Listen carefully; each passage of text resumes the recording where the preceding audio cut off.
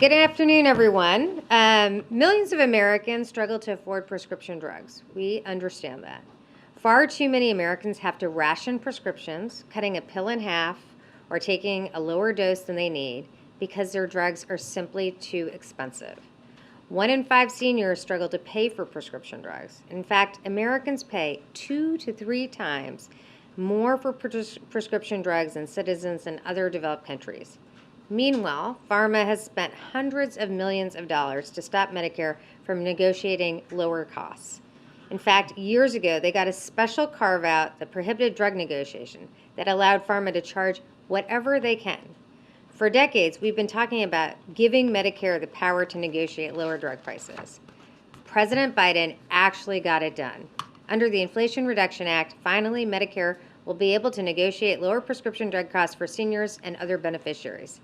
This is a historic victory. In fact, over 80% of the public supports giving Medicare the power to negotiate lower prescription drug costs. Today, as Corinne pointed out, the Centers for Medicare and Medicaid Services announced the first 10 drugs selected for Medicare price negotiation. These 10 drugs are taken by 9 million seniors.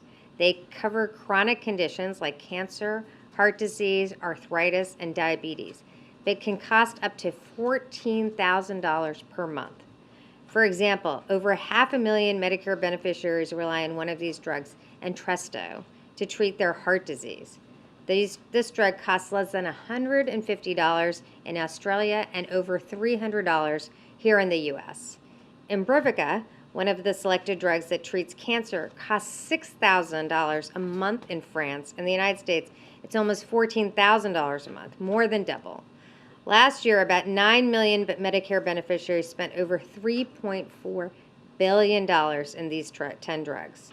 An additional 15 drugs will be selected for negotiation each of the next 2 years, and then 20 drugs a year going forward.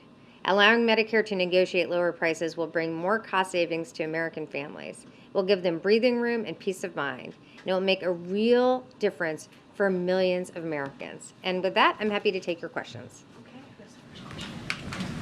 This is obviously a major step forward in the Inflation Reduction Act. The lower prices won't take effect until 2026. The president has sometimes said, American people need to be patient to see the benefits of this program. Is that too long for people to wait, and are you worried that Americans may not see those benefits, in a connection to the Inflation Reduction Act? Well, first and foremost, the Inflation Reduction Act is already delivering benefits. Already, there's $35 insulin for seniors, and I would note that many providers have replicated that for the private sector.